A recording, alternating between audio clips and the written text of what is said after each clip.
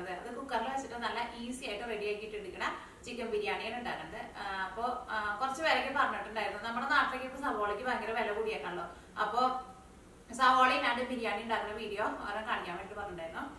അപ്പോൾ ഇന്നത്തെ നമ്മുടെ ബിരിയാണി സവോള ഇല്ലാണ്ട് ഉണ്ടാക്കുന്ന ബിരിയാണിയാണ്. പക്ഷെ നല്ല ടേസ്റ്റ് ആട്ടോ. നിങ്ങൾ ഇതേപോലെ തന്നെ ട്രൈ ചെയ്ത് നോക്കാം. പിന്നെ കുറച്ച് പേരൊക്കെ ചോദിച്ചിട്ടുണ്ടായിരുന്നു ഇവിടെ സവോളയ്ക്ക് വില കൂടിയിട്ടുണ്ടോ. ഇവിടെ സവോളയ്ക്ക് വില കൂടിയിട്ടില്ല. ഇവിടെ സവോളയ്ക്ക് ആദ്യത്തേനേക്കാളും കുറച്ച് വില കുറഞ്ഞിട്ടുണ്ട് ഇവിടെ സവോളയ്ക്ക്.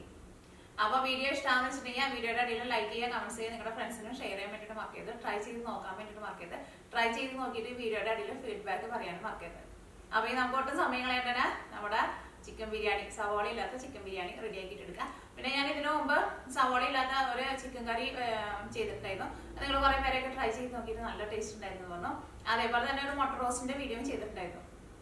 അതിനകത്ത് ഞാൻ മുള്ളങ്കി എന്ന് പറഞ്ഞിട്ടൊരു സാധനമാണ് ചേർക്കുന്നത്.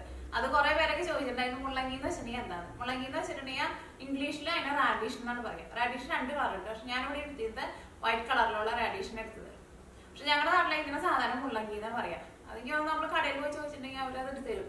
അത് ശരിക്കും ക്യാരറ്റിന്റെ പോലെയാണ് ഇരിക്കുക. പക്ഷെ ക്യാരറ്റിന്റെ കളറായിരിക്കില്ല, വെള്ള കളറിലാണ് ഇരിക്കുക. അപ്പൊ നമുക്ക് ഒട്ടും സമയം കളയാൻ നമ്മുടെ ബിരിയാണി റെഡിയാക്കിയിട്ട് എടുക്കാം. അപ്പോൾ നമുക്ക് ബിരിയാണി റെഡിയാക്കിയിട്ട് എടുക്കാൻ വേണ്ടിയിട്ട് ഞാനിവിടെ ബസ്മതി റൈസ് എടുത്തിട്ടുണ്ട്.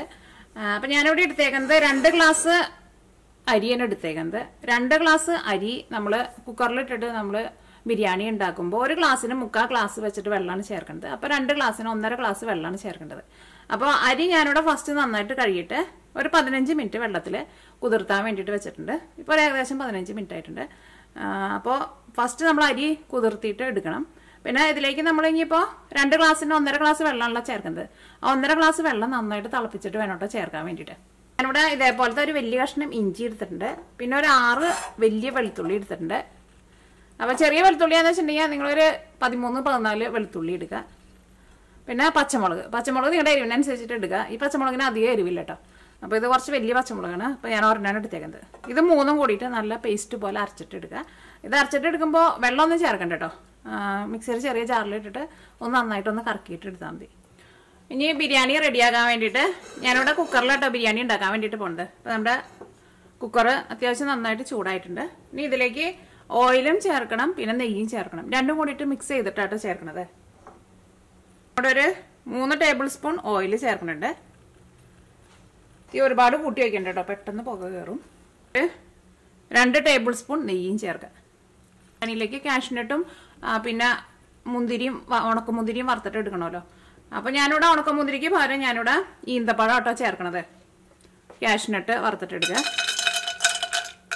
കാഷ്നട്ട് എന്തായാലും വേണമെന്ന് വെച്ചിട്ടുണ്ടെങ്കിൽ നിങ്ങളുടെ ടേസ്റ്റിനനുസരിച്ചിട്ട് നിങ്ങൾക്ക് ചേർക്കാം കേട്ടോ. കാഷ്നട്ടൊക്കെ ചേർക്കുമ്പോൾ തീ ഒരുപാട് അങ്ങോട്ട് കൂട്ടി വയ്ക്കരുത് കേട്ടോ. പെട്ടെന്ന് അങ്ങോട്ട് കരിഞ്ഞു പോകും. കരിഞ്ഞിട്ടുണ്ടെങ്കിൽ നമ്മുടെ കാഷ്നട്ടിന് ഒട്ടും ടേസ്റ്റ് ഉണ്ടാവില്ല, നമുക്കറിയാലോ.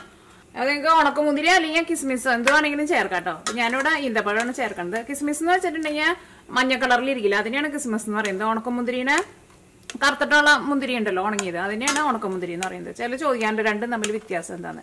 കിസ്മിസിന് ചെറുതായിട്ടൊരു പുളിയും മധുരം ഉണ്ടാവും, ഉണക്കമുന്തിരിക്ക് നല്ല മധുരമായിരിക്കും. അപ്പോൾ നമ്മുടെ കാഷ്നട്ട് നന്നായിട്ട് മുരിഞ്ഞിട്ടുണ്ട്. ഇനി ഇത് ഓയിലിൽ നിന്ന് എടുത്ത് മാറ്റട്ടെ. ഇനി ഇതിലേക്ക് ഈന്തപ്പഴം ചേർക്കാം. ഈന്തപ്പഴം ഞാനിവിടെ കുറച്ച് ചെറുതായിട്ട് കട്ട് ചെയ്തിട്ട് എടുത്തിട്ടുണ്ട്. ഞാനിവിടെ 2 വലിയ ഈന്തപ്പഴമാണ് എടുത്തത്. അതിനൊന്നും പ്രത്യേകിച്ച് കണക്കൊന്നുമില്ല കേട്ടോ. നമുക്ക് കൂടുതൽ വേണമെന്ന് വെച്ചിട്ടുണ്ടെങ്കിൽ കൂടുതൽ ചേർക്കാം, അതൊന്നും കുഴപ്പമില്ല. അപ്പോൾ ഈന്തപ്പഴവും ഇതിനകത്ത് കിടന്നിട്ട് നന്നായിട്ട് ചൂടായിട്ടുണ്ട്. ഒന്ന് നെയ്യിൽ കിടന്നിട്ട് നന്നായിട്ടൊന്ന് ചൂടായാൽ മതി. ഇനി നമ്മൾ ബിരിയാണി റെഡിയാക്കാൻ വേണ്ടിയിട്ട് ചിക്കൻ കറി റെഡിയാക്കാൻ വേണ്ടിയിട്ട് പോവാണ്. അപ്പോൾ ഞാനിവിടെ മുഴുവനായിട്ടുള്ള നമ്മുടെ മസാലകളൊക്കെ എടുത്ത് വെച്ചിട്ടുണ്ട്. അപ്പോൾ ഞാനിവിടെ 2 വലിയ കറുകപ്പട്ടി എടുത്ത് വെച്ചിട്ടുണ്ട്. അത് ഓയിലിലേക്ക് ചേർക്കുക. ഒരു 6 കരയാമ്പൂ ചേർക്കുക. കരയാമ്പൂ ചേർത്തിട്ടുണ്ടെങ്കിൽ നല്ലതാട്ടോ. ഞാൻ കഴിഞ്ഞ ദിവസം ബിരിയാണി ഉണ്ടാക്കിയിട്ടുണ്ടായിരുന്നു. അപ്പോൾ ഇതേപോലെ കരയാമ്പൂ കുറച്ച് കൂടുതൽ ചേർത്തിട്ട് ബിരിയാണി ഉണ്ടാക്കി കഴിഞ്ഞപ്പോൾ നല്ലൊരു എന്താ പറയുക നല്ലൊരു സ്പൈസസിൻ്റെ നല്ലൊരു ടേസ്റ്റൊക്കെ ഉണ്ടായിരുന്നു. ഒരു തക്കോലം ചേർക്കുക. ഇത് പൊടിയായിട്ടാണ് ഇരിക്കുന്നത്, അപ്പോൾ അതുകൊണ്ടാണ് ഇത്രയ്ക്കായിട്ട് തോന്നുന്നത്. പിന്നെ ഒരു 6 ഏലക്കായ മുഴുവനായിട്ടുള്ളത്. ഏലക്കായ ബിരിയാണിയിൽ കുറച്ച് കൂടുതൽ ചേർക്കാം, അപ്പോൾ നല്ല സ്മെല്ലൊക്കെ ഉണ്ടാവുമല്ലോ. ഫസ്റ്റ് ഇത് നന്നായിട്ട് മുരിയട്ടെ. ഈ ഒരുപാട് അങ്ങോട്ട് കൂട്ടി വയ്ക്കരുത്. ഇപ്പോൾ നമ്മുടെ സ്പൈസസ് നന്നായിട്ട് ഈ ഓയിലിൽ കിടന്നിട്ട് ചൂടായിട്ടുണ്ട്. ഇനി ഇതിലേക്ക് ഞാനിവിടെ ഇഞ്ചിയും വെളുത്തുള്ളിയും പച്ചമുളകും നേരത്തെ അരച്ച് വെക്കാൻ വേണ്ടിയിട്ട് പറഞ്ഞിട്ടുണ്ടായിരുന്നില്ല, അതാണ് ചേർക്കുന്നത്. ഇത് ഞാനിവിടെ വെള്ളം ഒട്ടും ചേർക്കാണ്ടായിട്ട് അരച്ചിട്ട് എടുത്തത്. കാരണം വെള്ളം ചേർത്തിട്ട് അരച്ചിട്ട് എടുത്തിട്ടുണ്ടെന്ന് വെച്ചിട്ടുണ്ടെങ്കിൽ ഫുള്ള് പാത്രത്തിൻ്റെ അടിയിൽ പിടിക്കും.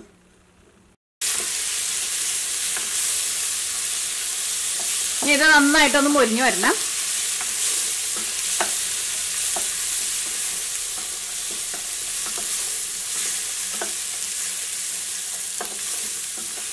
ഇങ്ങനെ ഇടുമ്പോൾ ഒട്ടും പാത്രത്തിൻ്റെ അടിയിൽ പിടിക്കില്ല. വെള്ളം ചേർത്ത് അരച്ചിട്ടുണ്ടെന്ന് വെച്ചിട്ടുണ്ടെങ്കിൽ ഇഞ്ചിയും വെളുത്തുള്ളിയൊക്കെ പ്രത്യേകിച്ച് വെളുത്തുള്ളി പാത്രത്തിൻ്റെ അടിയിൽ ഫുള്ള് അടിയിൽ പിടിക്കാൻ വേണ്ടിയിട്ട് തുടങ്ങും. അപ്പോൾ ഇതിൻ്റെ ഒരു പച്ച സ്മെല്ല് പോകണം കേട്ടോ. അപ്പോൾ ഇതിൻ്റെ പച്ച സ്മെല്ല് പോയിട്ട് നല്ലൊരു മുരിഞ്ഞ മണം വരുന്നുണ്ട്. ഇനി ഇതിലേക്ക് നമുക്ക് മസാലപ്പൊടികൾ ചേർക്കാം. ഫസ്റ്റ് മഞ്ഞൾപ്പൊടി ചേർക്കാം. മഞ്ഞൾപ്പൊടി ഞാൻ 1/2 ടേബിൾ സ്പൂണാണ് ചേർക്കുന്നത്. ഈ മഞ്ഞൾപ്പൊടി ഇതിനകത്ത് കിടന്നിട്ട് നന്നായിട്ട് മൊരിയട്ടെ. മസാലപ്പൊടികളൊക്കെ നന്നായിട്ട് മൊരിഞ്ഞ് കഴിഞ്ഞിട്ട് വേണം ഇതിലേക്ക് നമ്മുടെ സവോള ചേർക്കാൻ വേണ്ടിയിട്ട്. അപ്പോൾ മഞ്ഞൾപ്പൊടി നന്നായിട്ട് മൊരിഞ്ഞിട്ടുണ്ട്. ഇനി ഇതിലേക്ക് മല്ലിപ്പൊടി ചേർക്കാം. മല്ലിപ്പൊടി വെള്ളത്തിലേക്ക് 1 ടേബിൾ സ്പൂണാണ് ചേർക്കുന്നത്. അപ്പോൾ നമ്മൾ എടുത്തേക്കുന്നത് 1 കിലോ ചിക്കനായിട്ട് എടുത്തേക്കുന്നത്. ഇനി മല്ലിപ്പൊടിയും ഇതിനകത്ത് കിടന്നിട്ട് നന്നായിട്ട് മൊരിയണം. തീ ഒട്ടും കൂട്ടി വയ്ക്കരുത്. ഇപ്പോൾ മല്ലിപ്പൊടിയും ഇതിനകത്ത് കിടന്നിട്ട് നന്നായിട്ട് മൊരിഞ്ഞിട്ടുണ്ട്. കാരണം ഇങ്ങനെ ഉണ്ടാക്കുമ്പോൾ തീ കുറച്ച് വെക്കണമെന്ന് വെച്ചിട്ടുണ്ടെങ്കിൽ ഇതിലേക്ക് നമ്മുടെ സവോള ചേർത്തിട്ടില്ലല്ലോ, അല്ലെങ്കിൽ സവോളയുടെ വെള്ളം കൊണ്ട് പെട്ടെന്ന് അങ്ങോട്ട് മൊരിയില്ല. പക്ഷേ ഇതിനകത്ത് ഇപ്പോൾ സവോള ഇല്ലാത്തതുകൊണ്ട് തന്നെ മസാലപ്പൊടികളൊക്കെ ചേർക്കുമ്പോൾ തീ അത്യാവശ്യം നന്നായിട്ട് തന്നെ കുറച്ച് വെക്കണം. മുളക് പൊടി ചേർക്കാം. മുളക് പൊടി ഞാൻ ഇതിലേക്ക് 1 ടേബിൾ സ്പൂണാണ് ചേർക്കുന്നത്. അല്ലെങ്കിൽ മുളക് പൊടി നിങ്ങളുടെ എരിവിനനുസരിച്ചിട്ട് ചേർത്ത് കൊടുക്കുക. ഞാനിവിടെ ലോ ഫ്ലെയിമിലായിട്ട് വെച്ചേക്കുന്നത്. അപ്പോൾ നമ്മുടെ മുളക് പൊടിയും ഇതിനകത്ത് കണ്ടിട്ട് നന്നായിട്ട് മൊരിഞ്ഞിട്ടുണ്ട്. മുളക് പൊടി പെട്ടെന്ന് മൊരിയും. അപ്പോൾ അതുകൊണ്ട് തന്നെയാണ് നമ്മൾ ഏറ്റവും ലാസ്റ്റ് ചേർക്കുന്നത്. ഈ നമ്മുടെ സവോള ഞാനിവിടെ നല്ല പൊടിയായിട്ട് കട്ട് ചെയ്ത് വെച്ചിട്ടുണ്ട്, അത് ചേർക്കുക. സവോളയ്ക്ക് പകരം നമ്മൾ ചേർക്കുന്നത് ക്യാബേജാണ് ചേർക്കുന്നത്. ക്യാബേജ് ചേർത്താൽ നല്ല ടേസ്റ്റ് ഉണ്ടാവും. അപ്പോൾ ഞാനിവിടെ ഇതേപോലെ ഇങ്ങനെ 2 പിടിയായിട്ടോ ചേർക്കണത്. അത് നല്ല പൊടിയായിട്ട് കട്ട് ചെയ്തിട്ട് ചേർക്കാം. ഞാൻ ഇതിനു മുമ്പ് സവോളയ്ക്ക് പകരം ക്യാബേജ് ചേർത്തിട്ട് ചിക്കൻ കറി പറഞ്ഞുണ്ടാക്കിയിട്ടുണ്ടായിരുന്നു. നിങ്ങൾ കുറേ പേരൊക്കെ ട്രൈ ചെയ്ത് നോക്കിയിട്ട് നല്ല ടേസ്റ്റ് ഉണ്ടായിരുന്നു എന്ന് പറഞ്ഞു. ഇതും നല്ല ടേസ്റ്റുള്ള ഒരു ബിരിയാണി ആയിരിക്കും കേട്ടോ. ഇതേപോലെ നല്ല പൊടിയായിട്ട് ഇങ്ങനെ കട്ട് ചെയ്തിട്ട് എടുക്കണം ക്യാബേജ്. ഇതിലേക്ക് ആവശ്യത്തിന് ഉപ്പ് ചേർക്കാം.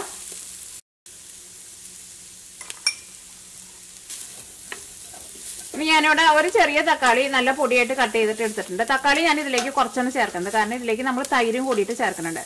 അപ്പോൾ തക്കാളി കുറച്ച് ചേർക്കാം, അല്ലെങ്കിൽ പിന്നെ ഭയങ്കര പുളിയാവുമല്ലോ. അപ്പോൾ ഞാനിവിടെ ഒരു ചെറിയ തക്കാളിയാണ് എടുത്തേക്കുന്നത്. ഇനി ഞാനിവിടെ തീ ഒന്ന് കൂട്ടി വയ്ക്കുകയാണ്. ഇനി ഇതിലേക്ക് നമുക്ക് മല്ലിയിലയും പുതിനയിലയും ചേർക്കാം. അത് ഞാനിവിടെ കട്ട് ചെയ്ത് വെച്ചിട്ടുണ്ട്. മല്ലിയിലയും പുതിനയിലയൊക്കെ അത്യാവശ്യം നന്നായിട്ട് ചേർക്കാം. അപ്പോൾ നല്ല ടേസ്റ്റ് ആയിരിക്കും നമ്മുടെ ബിരിയാണിക്ക്. പുതിനയിലയും അത്യാവശ്യം നന്നായിട്ട് ചേർക്കണം. ഇനി ഞാനിവിടെ കുറച്ച് ഇനി മാറ്റി വയ്ക്കുന്നുണ്ട്, ലാസ്റ്റ് നമുക്ക് ചേർക്കാം. ഇതെല്ലാം കൂടിയിട്ട് നന്നായിട്ടൊന്ന് മിക്സ് ചെയ്തിട്ട്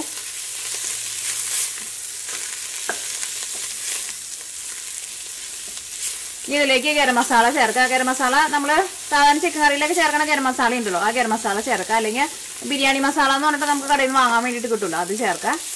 അപ്പോൾ ഗരം മസാല ഞാനിവിടെ ഫ്രഷായിട്ട് പൊടിച്ചിട്ട് എടുത്തിട്ടുണ്ട്. അപ്പോൾ ഞാൻ ഇതിന് മുമ്പ് ചിക്കൻ വേവിച്ചിട്ട് വറുത്തിട്ട് ചിക്കൻ കറി ഉണ്ടാക്കുന്ന ഒരു വീഡിയോ അപ്ലോഡ് ചെയ്തിട്ടുണ്ടായിരുന്നു ഒരു 2 ആഴ്ച മുമ്പ്. അതിനകത്ത് ഞാനൊരു ഗരം മസാല പൊടിച്ചെടുക്കുന്നുണ്ട്. അപ്പം എൻ്റെ വീഡിയോ സ്ഥിരമായിട്ട് കാണുന്നവർക്ക് അറിയാൻ വേണ്ടിയിട്ട് പറ്റും. അപ്പോൾ ആ ഗരം മസാല ഉണ്ടെന്ന് വെച്ചിട്ടുണ്ടെങ്കിൽ അത് ചേർത്താൻ പറ്റും. അത് നല്ല ടേസ്റ്റുള്ള ഗരം മസാലയാണ്. ഞാൻ ഇതും അതേപോലെ തന്നെ പൊടിച്ചെടുത്തേക്കുന്നതാണ്. അപ്പോൾ ഗരം മസാല ഞാനിപ്പോൾ ഇതിലേക്ക് കുറച്ചുകൂടി ചേർക്കാം.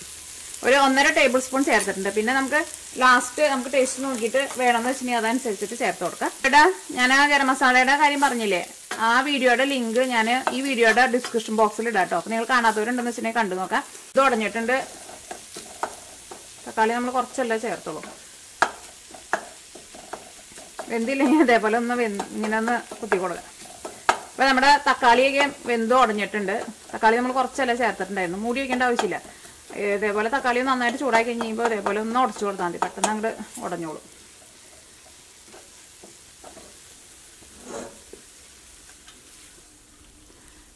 ഇതിലേക്ക് നമ്മൾ ചിക്കൻ ചേർക്കാൻ വേണ്ടിയിട്ട് പോവാണ്. അപ്പോൾ നമ്മുടെ മസാലയാണെങ്കിലും കാണാൻ വേണ്ടിയിട്ട് നല്ല ഭംഗിയില്ലേ. ഇനി ഇതിലേക്ക് ചിക്കൻ ചേർക്കട്ടെ. അപ്പം ഞാനിവിടെ 1 കിലോ ചിക്കനാണ് എടുത്തേക്കുന്നത്.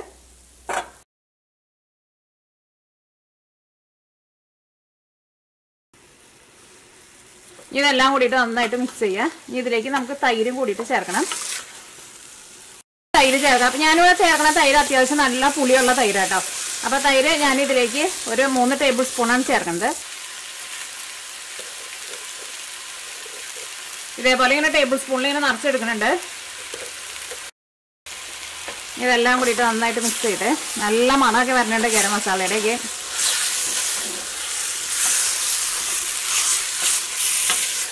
ഇനി ഞാനിവിടെ ഒരു മീഡിയം ഫ്ലെയിമിൽ വെച്ചിട്ട് മൂടി വയ്ക്കുകയാണ്.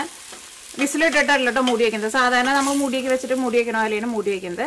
ഈ ചിക്കൻ ഒന്ന് നന്നായിട്ട് ചൂടായി കഴിഞ്ഞിട്ട് ചിക്കൻ്റെ ഉള്ളിൽ നിന്ന് വെള്ളമൊക്കെ വന്നു തുടങ്ങുമ്പോൾ നമുക്ക് അതനുസരിച്ചിട്ട് തീ കൂട്ടി വയ്ക്കാം. ചിക്കൻ നന്നായിട്ട് ചൂടായിട്ട് ഇതിൻ്റെ ഉള്ളിൽ നിന്ന് അത്യാവശ്യം നന്നായിട്ട് വെള്ളമൊക്കെ വന്നിട്ടുണ്ട്. ഗ്രേവിയൊക്കെ വന്ന് ചെറുതായിട്ട് ഇങ്ങനെ ഓയിലൊക്കെ ഒന്ന് തെളിഞ്ഞ് വന്നിട്ടുണ്ട്. അത്രയ്ക്ക് വന്നാൽ മതി കേട്ടോ. ഇനി ഇതിലേക്ക് നമ്മൾ ആ കുതിർത്തി വെച്ചേക്കണ അരി ഉണ്ടല്ലോ, അരിയാണ് ചേർക്കാൻ വേണ്ടിയിട്ട് പോണത്. അപ്പോൾ അരി ചേർക്കുമ്പോൾ ഒട്ടും വെള്ളം ഇല്ലാണ്ട് ചേർക്കണം. കാരണം വെള്ളം കൂടി വന്നിട്ടുണ്ടെന്ന് വെച്ചിട്ടുണ്ടെങ്കിൽ നമ്മുടെ വെള്ളത്തിൻ്റെ അളവ് കറക്റ്റായിട്ട് വരില്ലല്ലോ. അപ്പോൾ ഇതിലേക്ക് ഇനി അരി ചേർക്കാണ്.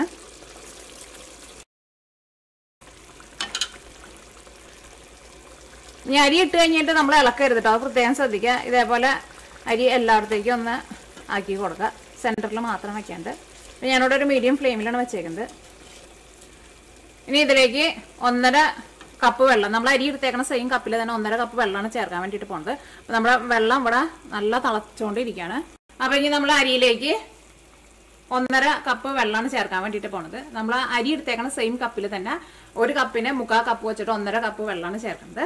അപ്പോൾ ഞാനിവിടെ വെള്ളത്തിലേക്ക് ആവശ്യത്തിനുള്ള ഉപ്പും കൂട്ടിയിട്ട് ചേർക്കുന്നുണ്ട് കേട്ടോ. ഇനി ഇതിലേക്ക് നമ്മുടെ 1.5 കപ്പ് വെള്ളമാണ് ചേർക്കുന്നത്. വെള്ളം ചേർത്ത് കഴിഞ്ഞിട്ട് ഇളക്കരുത്, പ്രത്യേകം ശ്രദ്ധിക്കുക. ഇനി ഞാൻ ഇതിലേക്ക് റോസ് വാട്ടറാണ് ചേർക്കുന്നത്. ഇതേപോലെ നമുക്ക് കടയിൽ നിന്ന് റോസ് വാട്ടർ എന്ന് പറഞ്ഞിട്ട് വാങ്ങാൻ വേണ്ടിയിട്ട് കിട്ടും. ഇതും കൂടിയും ചേർക്കാം, ഉണ്ടെന്ന് വെച്ചിട്ടുണ്ടെങ്കിൽ ചേർക്കാം. ഇതും കൂടി ചേർക്കുമ്പോൾ ബിരിയാണിക്ക് നല്ലൊരു സ്മെല്ലൊക്കെ ഉണ്ടാവും. അപ്പോൾ ഇത് ഞാനിവിടെ 1.5 ടേബിൾ സ്പൂണാണ് ചേർക്കുന്നത്. ഇനി നിങ്ങൾക്ക് പൈനാപ്പിൾ എസൻസിൻ്റെ ടേസ്റ്റ് ഇഷ്ടമാണെന്ന് വെച്ചിട്ടുണ്ടെങ്കിൽ അത് ചേർക്കാം. ഇതിലേക്ക് ബാക്കിയുള്ള മല്ലിയിലയും പുതിനയിലയും ചേർക്കാം. ഇതൊക്കെ ചേർക്കുമ്പോൾ തീ ഒരുപാട് കൂട്ടി വയ്ക്കണ്ട. പിന്നെ നമ്മൾ ആ വറുത്ത് വെച്ചേക്കണ മുന്തിരിയും കാഷ്നട്ടും ഉണ്ടല്ലോ, അത് ചേർക്കാം. അത് ഇപ്പം ഞാൻ ഇതിനകത്ത് നിന്ന് കുറച്ച് ചേർക്കണുള്ളൂ, ബാക്കിയുള്ളത് നമുക്ക് ലാസ്റ്റ് ബിരിയാണി റെഡി ആയി കഴിഞ്ഞിട്ട് ചേർക്കാം. അപ്പോൾ ഇനി നമ്മുടെ കുക്കർ അടയ്ക്കാൻ വേണ്ടിയിട്ട് പോവാണ്. അപ്പം ഞാൻ കുക്കർ അടയ്ക്കട്ടെ. ഇനി വലിയ ബർണറൊക്കെയാണെന്ന് വെച്ചിട്ടുണ്ടെങ്കിൽ ഹൈ ഫ്ലെയിമിൽ വെക്കരുത് കേട്ടോ. ഒരു മീഡിയം ഫ്ലെയിമിനേക്കാളും ഒരു പൊടിക്കൊന്ന് കൂട്ടി വയ്ക്കുക. എന്നിട്ട് കുക്കറിൽ നിന്ന് ഒരു വിസിൽ വന്നു കഴിയുമ്പോൾ തീ ഓഫ് ചെയ്യുക.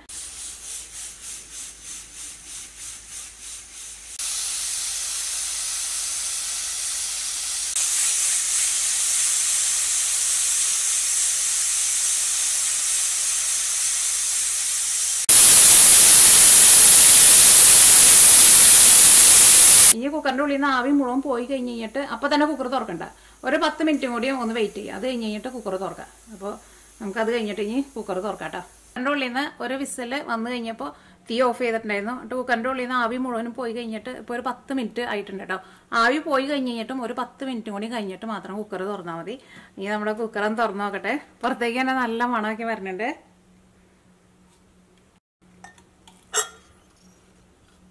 നമുക്കൊന്ന് ഇളക്കി നോക്കാം.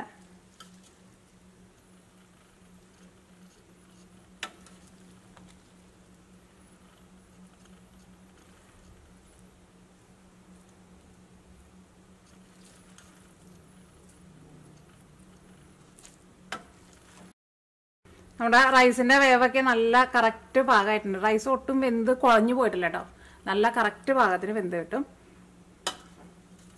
അപ്പോൾ നിങ്ങൾ ആ വെള്ളത്തിൻ്റെ അളവൊക്കെ നല്ല കറക്റ്റ് അളവിൽ എടുത്താൽ മതി. ഈ ബിരിയാണി ഒരു സെർവിങ് പ്ലേറ്റിലേക്ക് പകർത്താം.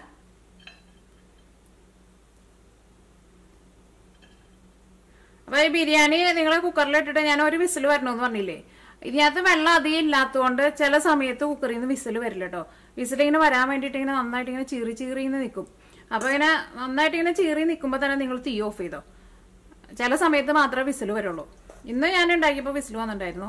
ചില സമയത്ത് ഞാൻ ഉണ്ടാക്കുമ്പോൾ ഇതിങ്ങനെ വിസിൽ വരാൻ വേണ്ടിയിട്ട് ചെറുതായിട്ട് ചീറി തുടങ്ങുമ്പോഴല്ല, അത്യാവശ്യം നന്നായിട്ട് ഇങ്ങനെ ചീറി ഇങ്ങനെ വരും പുറത്തേക്ക്, ഇങ്ങനെ വിസിൽ ആവി പോകാൻ വേണ്ടിയിട്ട്.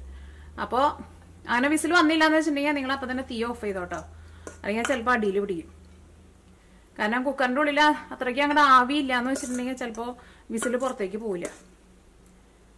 പിന്നെ ചിക്കൻ നമ്മൾ ഫസ്റ്റ് മസാലയൊക്കെ ഇട്ട് കഴിഞ്ഞിട്ട് ചിക്കൻ്റെ ഉള്ളിൽ നിന്ന് അത്യാവശ്യം നന്നായിട്ട് വെള്ളമൊക്കെ വന്ന് ചിക്കൻ നന്നായിട്ട് ചൂടായി കഴിഞ്ഞ് കഴിയുമ്പോൾ തന്നെ നിങ്ങൾ അരി ചേർക്കണം കേട്ടോ. അല്ലെങ്കിൽ ചിക്കൻ ഒരുപാട് അങ്ങോട്ട് വെന്ത് പോകാൻ വേണ്ടിയിട്ട് നിൽക്കരുത്. അതിന് മുമ്പായിട്ട് അരി ചേർക്കുക. അത് നമ്മൾ ചിക്കനിൽ മസാലയൊക്കെ മിക്സ് ചെയ്ത് കഴിഞ്ഞിട്ട് പിന്നെ നമ്മൾ മൂടി വയ്ക്കുമല്ലോ. മൂടി വെച്ച് കഴിഞ്ഞിട്ട് ചിക്കൻ നന്നായിട്ട് ചൂടായി കഴിയുമ്പോൾ ചിക്കൻ്റെ ഉള്ളിൽ നിന്ന് നന്നായിട്ട് വെള്ളമൊക്കെ വരും. അങ്ങനെ വെള്ളം വന്നു കഴിഞ്ഞ് കഴിയുമ്പോൾ ഇതിലേക്ക് നമ്മൾ ആ കുതിർത്തി വെച്ചേക്കണം അരി ചേർക്കുക.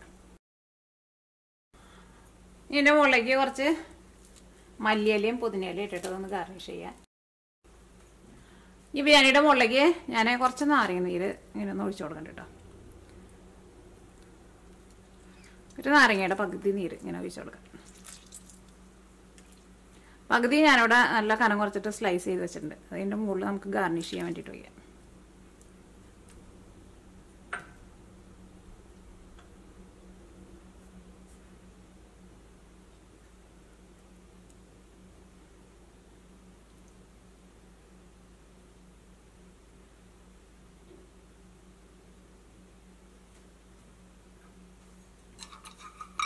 ഞാൻ ബാക്കിയുള്ള ക്യാഷ്നട്ട് ഉണ്ടല്ലോ അത് മീനിൻ്റെ മുകളിൽ ഇട്ട് കൊടുക്കുക. അപ്പോൾ നമ്മൾ ബിരിയാണി കാണാൻ വേണ്ടിയിട്ട് നല്ല ഭംഗിയില്ലേ, അതേപോലെ തന്നെ കഴിക്കാനാണെങ്കിൽ നല്ല ടേസ്റ്റ് ആയിരിക്കും. അപ്പോൾ ഞാൻ പറഞ്ഞ പോലെയൊക്കെ കറക്റ്റ് വെള്ളമൊക്കെ ഒഴിച്ചിട്ട് കറക്റ്റ് അതേപോലെ തന്നെ നിങ്ങൾ റെഡിയാക്കിയിട്ട് എടുക്കുക. ഉറപ്പായിട്ട് നിങ്ങൾക്ക് എല്ലാവർക്കും നല്ല ഇഷ്ടം.